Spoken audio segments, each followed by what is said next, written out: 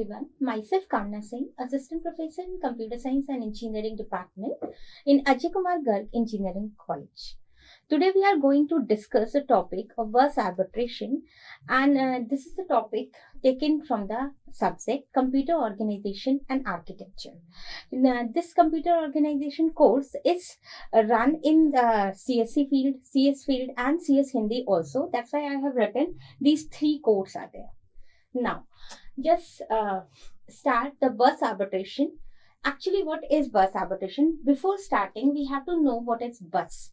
Bus is a communication pathway from one hardware device to the another hardware device. As you know, there are three types of buses are there: address bus, data bus, and control bus. So, in the bus arbitration, when from these particular devices, there are so many particular devices are there, and there are these particular buses, they are connected. So in the bus arbitration method defines that which particular device is getting the access to particular bus or address bus, data bus or control bus among the various competing requests. Now, these are the bus arbitration types. First, that is the bus arbitration is again of two types. That is a centralized bus arbitration and distributed bus arbitration. In the centralized bus arbitration, again, there are three types. That is a daisy chaining bus arbitration, polling bus arbitration, and independent bus requesting bus arbitration. So, in the bus arbitration means among there are different devices wants to access the buses. Means address bus, data bus and control bus. They want to access that particular bus, and there are different devices, hardware devices are requesting to grant that particular bus. So bus arbitration defines which particular device gets the access to bus. Now, in the centralized bus arbitration, there is one centralized controller. This centralized controller is also, it can be a processor, it can be a particular bus controller, or you can say that is a bus master. That is a different physical device. This particular physical device is a tangible. And after that, this centralized or central controller will provide the grants to another hardware devices. The next is the daisy chaining, polling and independent bus requesting. So the types, there are two approaches, that is a centralized and distributed. In the centralized, again daisy and polling and independent requesting method. In these three methods, there is a central controller, or you can say bus arbiter, provide the grant to the hardware device. But in the distributed bus arbitration, there is no central controller is there. Hardware devices are capable to get the access of the buses. So now let's start with the bus arbitration. The centralized bus arbitration, that is, there is a single bus arbiter, or you can say that can be a processor, that can be a physical device that giving the access to the hardware device. And the bus arbiter can be a processor or a separate controller or a separate device, or generally we can call this particular bus arbiter as a bus master or a bus controller or a bus arbiter. There are three types. One by one, let's discuss about daisy chaining, polling and independent bus request method. The first thing we have to know, suppose that there is a different device. This U1, U2, U3, UN is nothing but these are the hardware device. That is the universal notation of the devices, that U1, U2, U3 and UN. These hardware devices can be your particular RAM or particular hard disk or any other hardware device, input output device. It can be any hardware device, U1, U2 and U3. There is one bus arbiter.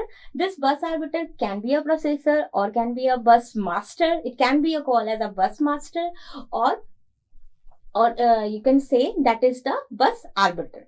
Now, there are three requests are there. These are the three signals in the bus arbiter. The first one is the BR. The BR method is, this BR is what? Bus request.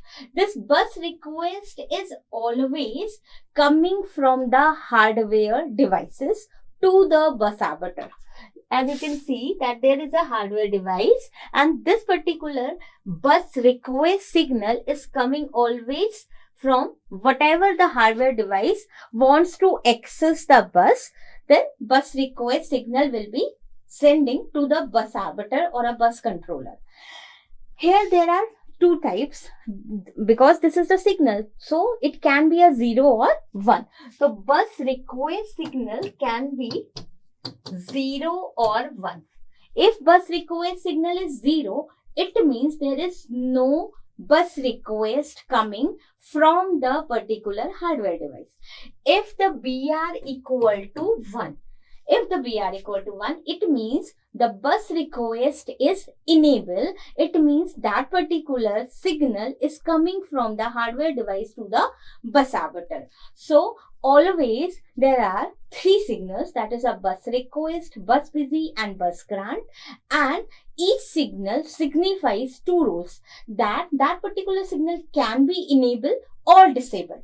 If that particular signal is enabled, then we can call it as a 1 or a true value, and if it is a disable, then it can be called as a bus request as a 0 value.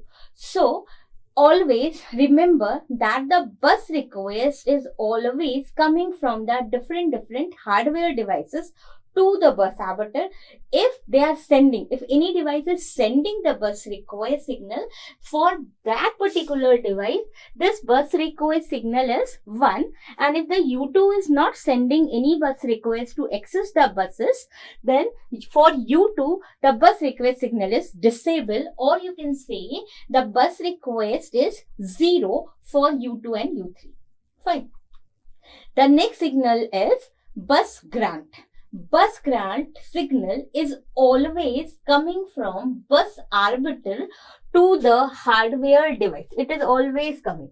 Like bus arbiter is coming from the bus controller to hardware device. Again, bus grant having two values, that is 0 or 1, means enable or disable. If bus grant value is 0, it means what?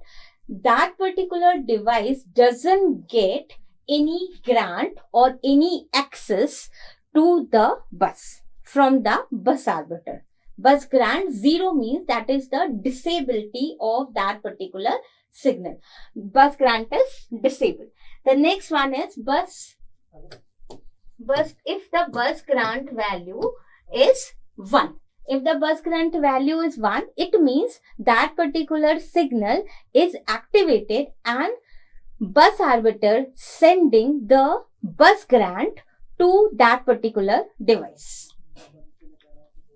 Now, this is the simple method of the bus arbiter. There are different hardware devices are there and the bus arbiter.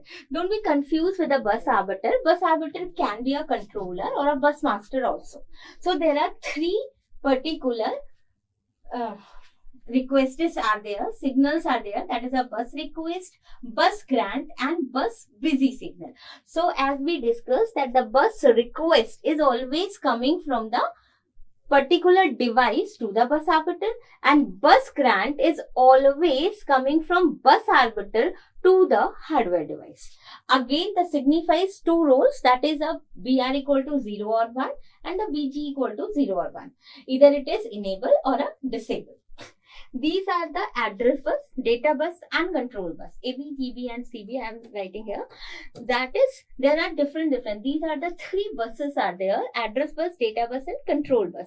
Actually, data bus is responsible, that is a communication pathway from carrying the data from one hardware device to the another hardware device. And address bus contains the source and destination address. Here source and destination address of the hardware devices, and the control bus controlling whatever signals is going on, write signal or a read signal, whatever signal is going from one hardware device to another hardware device. Control bus is monitoring or supervising that particular signal. So actually the bus arbitration method is saying that among the competing requests, there are some different hardware devices are there, and these hardware devices are try to get the access of these buses, address bus, data bus and control bus. Then how and when these particular devices gets the access of these particular buses is called as a bus arbitration. And centralized bus, there is a in the centralized bus arbitration, there is a bus arbiter is there, and in the distributed bus arbitration, there is no central arbiter is there. So now there is a one next signal, that is a bus busy signal. Bus busy signal is nothing but it is the saying that that particular device gets the access of the bus grant, and next this particular device having a responsibility to send the signal to the other remaining devices that actually bus arbiter is busy to processing the request of my particular request, so other can be wait. It is just like, you can understand with a simple example. Suppose that you want to talk to your higher authority. Fine. In that particular time, there are 5 students wants to talk to higher authority. So they are sending, suppose among these 5 students, only 2 students are sending the request. So for these 2 students, only request is enabled for these 2 students and disabled for the other remaining 3 students. Now, then the higher authority is, if higher authority is not busy, then it will send the bus, sends the granting. This particular grant signal is going to that particular students, and this particular students are saying that because the request they are sending, the grant will be enabled. Among these 2, only one student can interact at that time with the higher authority.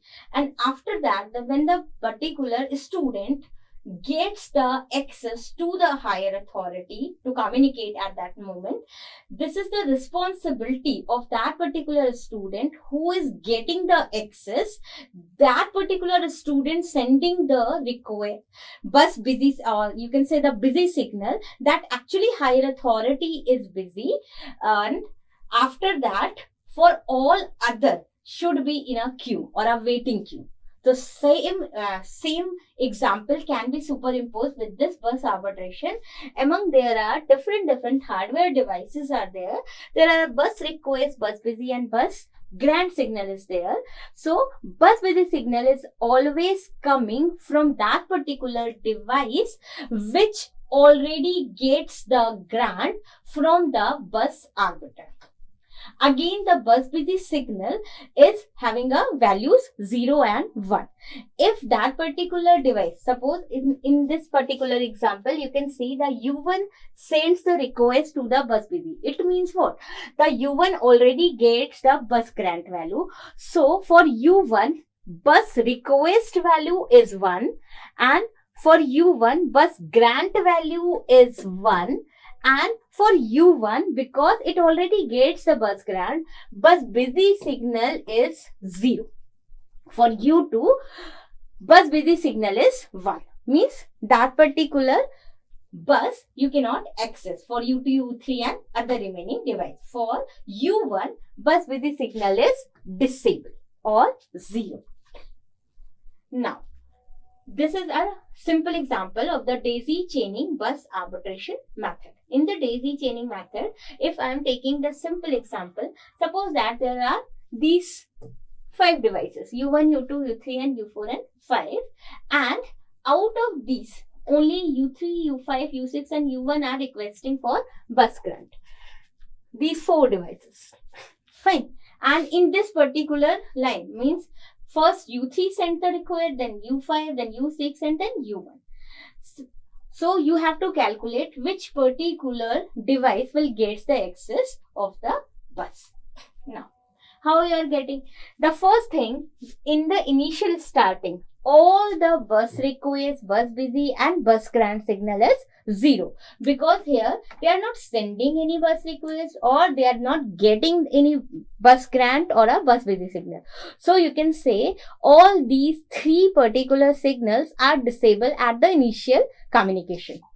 In the second step, because these devices are sending the request to the bus arbiter for U3, U5 and these particular devices, bus request value is enabled. And next, there is a method of daisy chaining method. Daisy chaining method is saying which particular device is near to the bus controller, that particular device will get the access first, even though that particular device sending the request at the last. But if it is near to the bus arbiter at the location wise, then definitely it will get the access first. So in this particular example, you can see that there is a daisy chaining method. Even though you can see there are the different 5 devices are there, U3, U5, U6 and these are the 4 devices, and U1 sending the last request, still it gets the first bus grant value. Why? Because of the daisy chaining method. Daisy chaining method says which particular device gets the access which is near to the bus controller. Because U1 having a position of just near to the bus controller, that's why that particular device gets the bus grant. So for the U1, bus grant value is 1.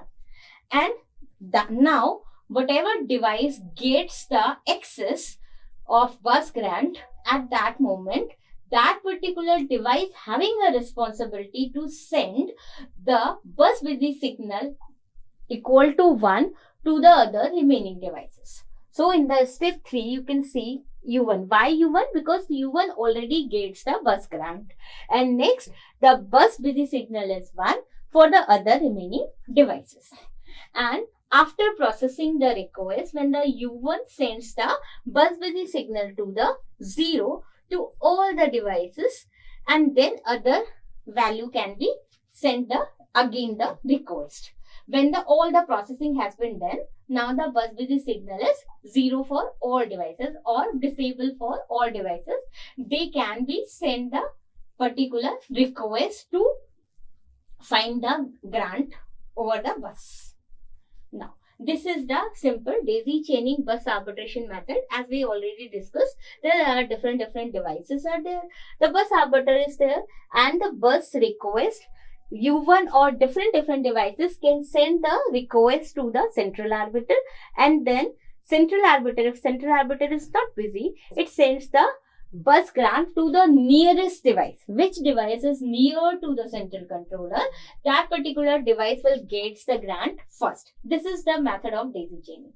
And then whatever device gets the access, that particular device having a responsibility to send the bus busy signal to the other remaining devices. For other remaining devices who didn't get the bus grant, their bus busy signal is 1 or enabled.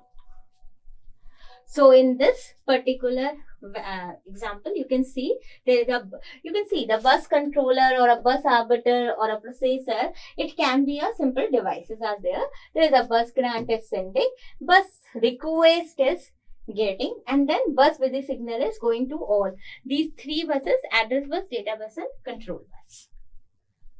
Now, what are the daisy chaining method advantages? It is very simple, easy to implement, you can say, easy to scalable. But the main problem of daisy chaining method is that its priority is fixed. Priority is fixed means whatever device is nearest, whatever the response time doesn't matter, only that particular device which is nearest to the central controller, it can get the access to the bus. So that's why this is the major disadvantage of daisy chaining method. And the one more disadvantage is there: if any of the device fails, then all over the particular bus arbitration method will fail or a system will stop working. In the next method, there is a polling bus arbitration method.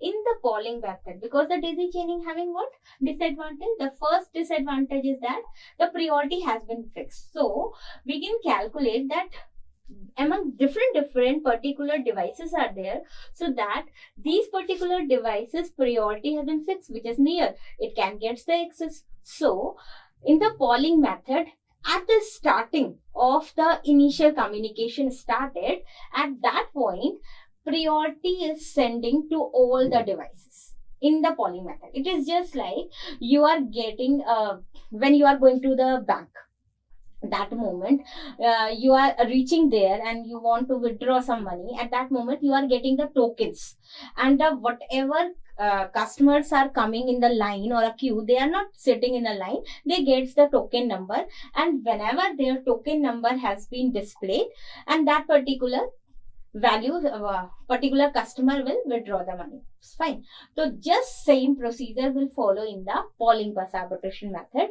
At the starting, at the initial communication, before sending the bus request signals from the devices, they are sending but bus arbiter is responsible to sending the priorities to the other devices. That is, the bus arbiter is sending particular, suppose that poll counts are there. This is also what this orange line can show, that is the poll count.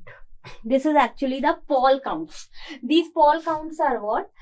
That is, this particular poll count is saying that this particular device should get the access first. Just like if there is a hardware devices are keyboard, printer, processor, and hard disk is there. So first the priority will be provided to the processor.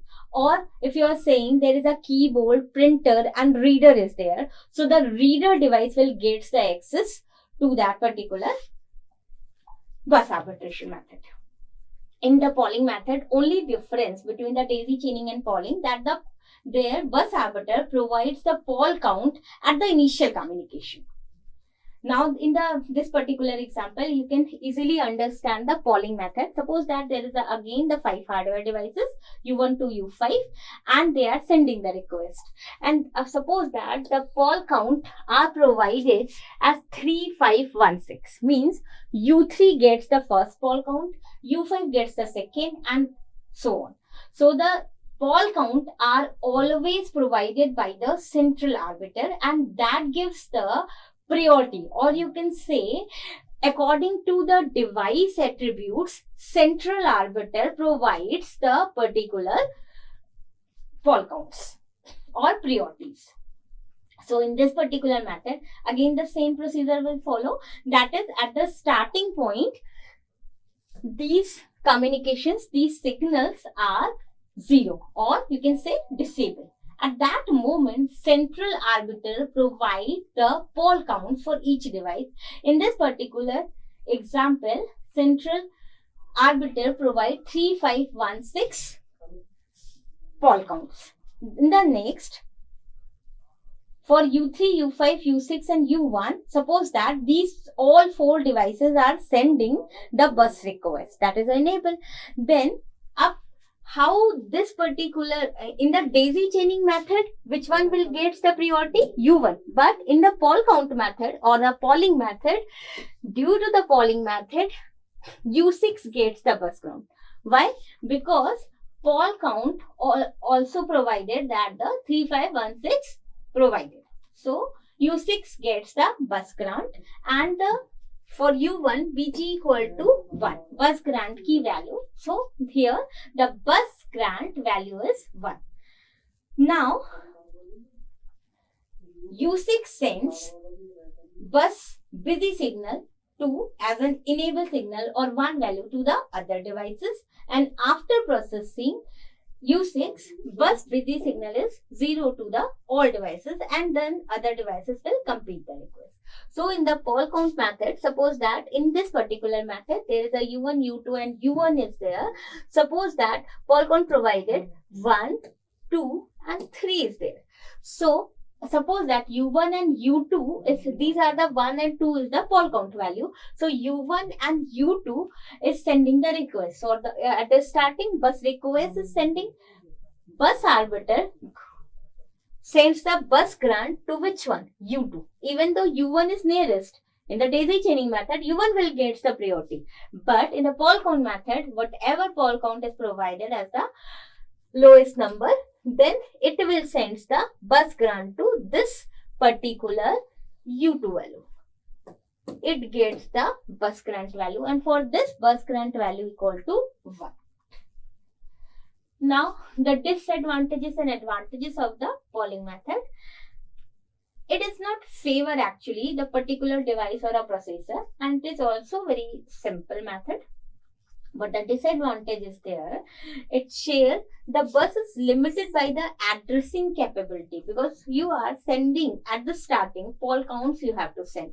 If another device, suppose that if any highest priority device is added on that particular channel, at that moment which particular device will get the priority?